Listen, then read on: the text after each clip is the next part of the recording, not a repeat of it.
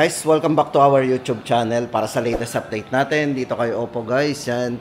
Sa mga nagre-request po ng ating update dito kay Oppo, ito na guys ang ating latest update. Ngayong February 2025. Ito guys ang mga i-update natin. Ito po yung bagong labas po ni Oppo ngayon, ang kanilang Oppo Reno 13F 5G. Ayan, sa mga naghahanap po ng latest model. Ito guys, may dalawang variant po yan. Babalikan po natin. At syempre guys, ito naman yung kanilang Oppo Reno 13 5G. Yan. Kumbaga, pagdating sa mga top of the line ng 13 series, ito po yung pinaka top of the line nila. Yan, Reno 13F. Tapos, ang kanilang mga Find X8, yan. A18, ito guys, sa mga naghahanap ng budget, available pa rin ang kanilang A18. At yung kanilang A3X sa mga entry level. At ito po yung kanilang Reno 12F 5 Reno 12F. Yan. Tapos guys, isasama na rin natin ang kanilang mga OnePlus. Sa mga nagtatanong po ng OnePlus, meron din po silang OnePlus. So ito po yung kanilang OnePlus. Andito po yung kanilang OnePlus Nord CE4 Lite 5G. At yung kanilang OnePlus Nord 3 5G naman. O, ayan na guys. Umpisahan na natin ang ating update. Guys, unahin na natin ang kanilang 13 series. So, ito yung pinaka-latest model po nila. Bago po tayo pumunta doon sa mga budget o yung pinakamura lang na mga cellphone ni Oppo. Ayan. Guys, ito, unahin na natin ang kanilang Oppo Reno 13F 5G. Ito guys, syempre kung 5G ang hanap natin, ito po yung bagong release ni Oppo ngayon. Ang kanilang 13 series. Guys, unang-una sa highlights ng kanilang bago na to. Ito ay naka IP69 na rin. Syempre guys, underwater yan. Pag sinabi natin IP69 guys, medyo malalim ang kaya nitong mag-drop sa tubig. O, di ba? For security purposes, accidentally mahulog yan. Kaya nitong mag-submerge sa tubig up to 2.5 meters. Ang alam ko, basta mga IP69. Kung alam po natin yung IP68, up to 1.5 meters. So, ito medyo malalim ng konti ang kaya nitong masubmerge. Yan. Siyempre guys, ang maganda dito, ito yung meron na rin mga AI live photo plus AI link boost 2.0 na, yung mga bago sa kanya. Yan, AI live photo.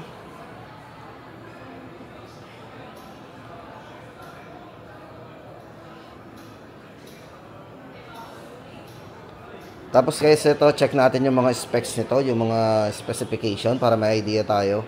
Sa camera po nito, yan, bali, sa mga mahilig mag-selfie dyan, meron po itong 32MP para sa selfie camera, 50MP para sa main camera with autofocus, at syempre guys, naka 8 megapixel po para sa ultra wide angle.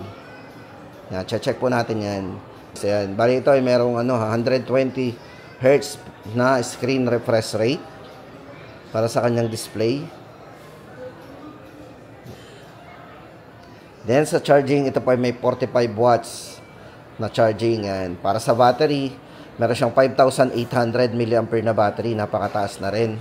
At ang chipset po na ginamit dito guys is naka MediaTek Helio G100 4G platform. Yan. Siyempre, pagdating sa Android, ito ay naka brand new Color OS 15.0 na. Yan. Based on Android 15. Guys, ito na po yung bagong labas na na Android 15. Ang kanilang Oppo Reno 13F 5G. Yan. Siya pa lang po ang nakikitahan natin ng Android 15 ngayon. Yung operating system bagong-bago.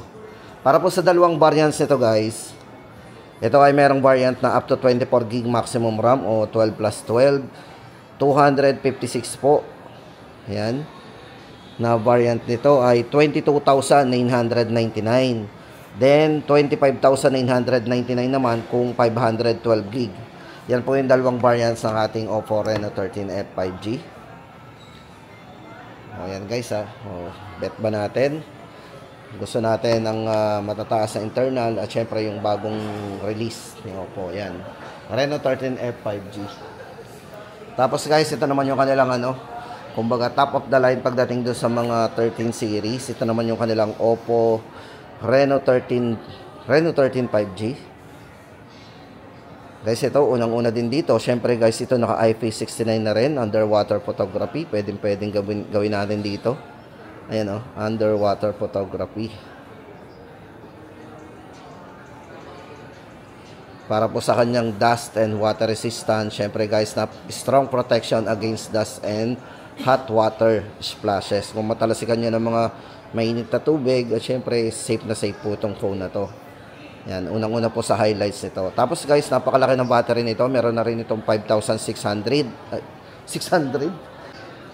Guys, meron na rin itong, pagdating sa battery guys, meron na rin itong large battery. Meron na rin po itong 5,600 large battery.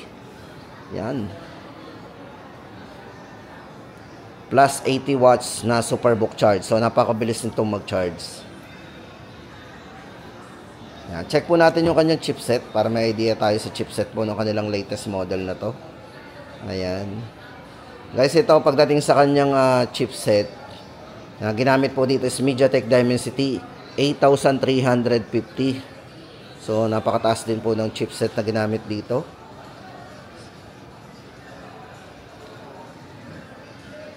Naka 120 Hz na rin po yung kanyang gandang design guys, check natin.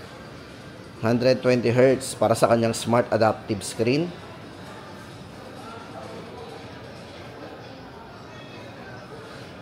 At yung bezel po nito 93.4 yung kanyang yung bezel niya. Check niyo yung bezel nipis. Very handy lang Ayan guys, para sa ating latest update sa presyo po ng kanilang Reno 13 series, 34,999. 512 na po internal niya. Tapos guys, ito naman yung kanilang Oppo Find X8. Yan. Ito ay flagship phone din po ni Oppo to. Yung kanilang Oppo Find X8. Kung more on camera din tayo guys, tama-tama sa inyo yan. AI telephoto zoom. AI photo remaster. Syempre guys, yan tama-tama yan sa mga mahilig mag-camera dyan. Tama-tama sa inyo tong kanilang mga to. At ang mga ito guys nga pala, hindi natin na-check yung mga camera nila. Sayang. Ito guys mayroon na rin tong ultra wide angle. May wide angle din yan. So ito yung kahit kumuha tayo ng mabilis, malinaw yung kuha natin. Kahit na gumagalaw yung subject natin. Yan. Guys, ito pagdating sa battery, ito ay merong 5,630 mAh large battery. Pagdating sa wattage, so ito guys is naka 80 watts Superbook charge na din. Bali itong hawak natin guys, itong si Oppo Find X8, ito ay may variant na 24GB RAM plus 256 internal storage. Yan. May dalawang kulay nga pala to guys, itong hawak natin. Ito yung Star Gray at saka yung Space Black po. Ito yung Space Black hawak natin. Then Star Gray po yung isa nito. Yan. Para po sa presyo guys ng kanilang Oppo Find X8, ito po ay 54,999. So yun, ganun po yung price nito ngayon. Tapos ito guys, check natin yung kanyang processor. Ito ay naka MediaTek Dimensity 9400. Yan, Oppo Find X8 54,999. Tapos guys, ito na, punta na tayo doon sa kanila muna mga budget phone. Ito, baka naghahanap po tayo ng Oppo A18. Para po sa latest update natin sa kanilang Oppo A18, ito po ay merong 4,699, yun po ay 64GB. Then, ang kanila pong 128 na variant po ng Oppo A18 ay 5,499. Ito guys, para sa screen refresh rate, ito ay naka 90Hz refresh rate na rin. Yan, 5,000 mAh large battery. At meron din po itong 36 months of fluency protection. Ibig sabihin guys, 3 years yon na smooth pa rin. Kahit budget phone to, hindi magbabago yung performance natin. At naka ultra volume mode din yan. So may malakas na volume po yan. Up to 300% volume up. Yan na po. Oppo A18, 4699, 64 and 5499 po, 128. Check nga natin yung camera guys. Kahit budget phone to, importante yung camera. Okay na rin. O, diba? Budget phone. Oppo A18. Tapos guys, ito naman ang ating update sa kanilang Oppo A3X. Para sa ating latest update. Ito guys, so, naka-mark down po yung kanilang Oppo A3X. Yan, para po sa dalawang variants nito, ang dating 5,499, ngayon po ay 4,999. Yan, bali yun po yung 64 gig. Then, ang 128 po na variant nito na dating 6,999, ngayon po ay 5,999. Naka-discount po tayo ng 1,000. Ito guys, bali, medyo matibay po talaga yung kanilang bago na to, yung kanilang Oppo A3X. Ito, budget phone. Pero ito po ay merong certification ng military grade shock resistant para po sa mga drop. At naka 45 watts superbook charge na din. Grabe, ang bilis itong mag-charge sa budget phone. At naka multiple liquid resistant po yan. So ibig sabihin guys ng multiple liquid resistant, kahit mabasa po yung ating screen, magpa-function yung ating kamay dyan. O magre-react yung screen yan. Then may mataas na rin battery, 5,100 mAh battery. Pang all day battery natin. At may malakas na volume, up to 300% volume up din yan. Yan po yung kanilang Oppo A3X. Yan, 4,999, 64 gig at 5,999 ang 128. Then guys, ito naman ang kanilang Oppo Reno 12F. Yan. Para po sa ating latest update sa kanilang Reno 12F. Yan.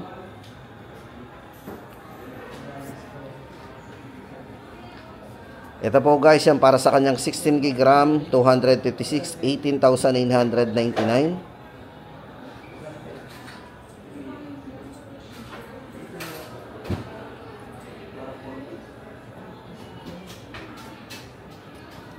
Check po natin ang camera nito. Baka gusto po natin. Ito guys, sa mga naghahanap ng Reno 12F, ito po yung ating latest update ngayon.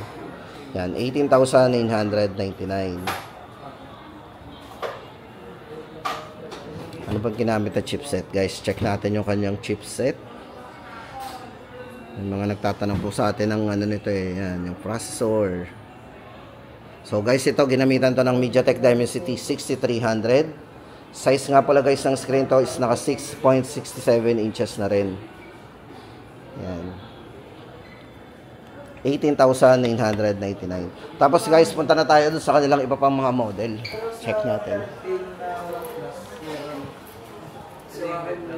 Update naman guys natin sa kanilang A3. Ito guys ang update natin sa kanilang A3. Yan, ito guys, may dalawang variants din ang kanilang A3. Para po sa 128 gig na variant nito, 8,999. Then sa 256 po na variant naman ng kanilang A3 is 11,999. Yan. Bali guys, ito naka-military grade shock resistant din yan. Matibay po yan. 50 megapixel po para sa kanyang ultra clear camera. Check po natin ang camera nito.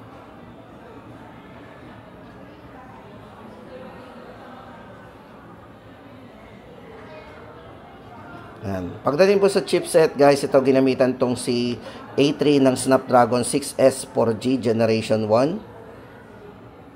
At meron po itong over 4 years of durable battery. So matibay po ang battery nito guys.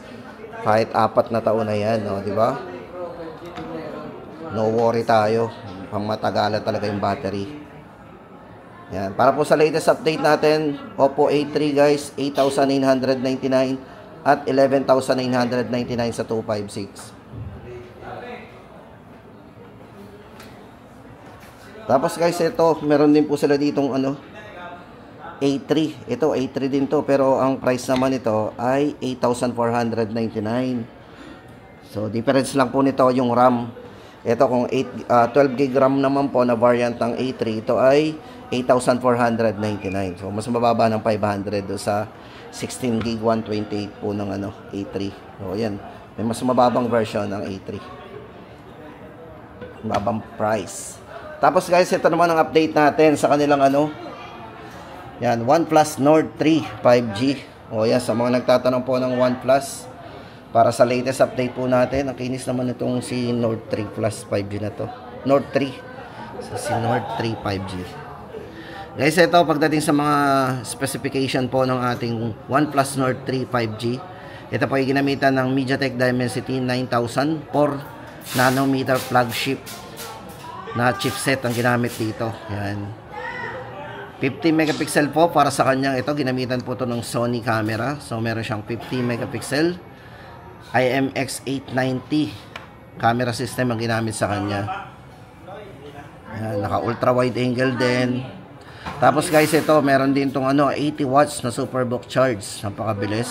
At meron siyang 5000 mAh large battery. Size nga pala guys ng screen nito, ito ay naka 6.74 inches. Para sa size ng screen, 120 Hz po, naka 1.5K resolution AMOLED display po yan. Ayan. Para po sa presyo guys ng OnePlus Nord 3 5G is 29,990. Tapos guys, ito naman ang update natin sa kanilang Reno 12 Pro 5G. Yan, sa mga naghahanap po ng Reno 12 Pro 5G. Ito po yung ating latest update. Ito ay naka 12GB RAM, 512. Yan, para po sa presyo guys nito, 34,999.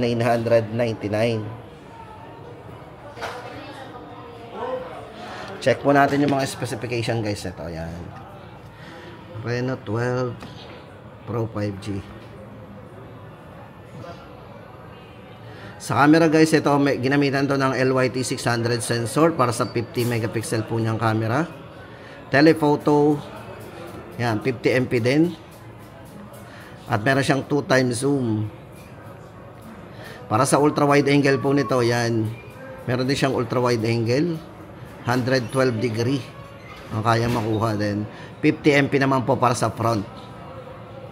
Yan. Size po ng screen ng kanilang 12 Pro 5G is naka 6.7 inches. At syempre guys, ang CPU, ito yung chipset na ginamit dito is naka MediaTek Dimensity 7300 Energy. Yan. Para po sa presyo guys, nitong si Oppo Reno 12 Pro 5G, 34,999. Then, ang huli po sa ating listahan guys, ang kanilang OnePlus Nord CE4 Lite 5G. Ayan. So guys, itong si OnePlus Nord CE4 Lite 5G, ito ay naka 8GB RAM, 256 internal storage. Pagdating sa battery guys, ito ay may mataas na ring battery, 5,500 mAh battery. Plus 80 watts na Superbook charge.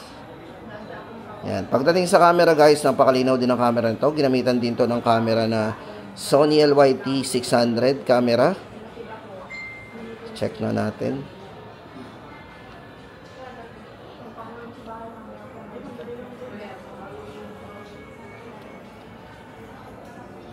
At syempre guys, ang display nito napakaliwanag kasi ito ay merong super bright AMOLED display. Ayan. At pagdating sa processor, ito naman ay ginamitan ng Qualcomm Snapdragon 695 5G mobile platform. Para po sa presyo guys ng kanilang OnePlus Nord CE4 Lite 5G, naka 8GB RAM 256, 16,999. O yan na guys, ang ating latest update dito kay Oppo ngayong February 2025.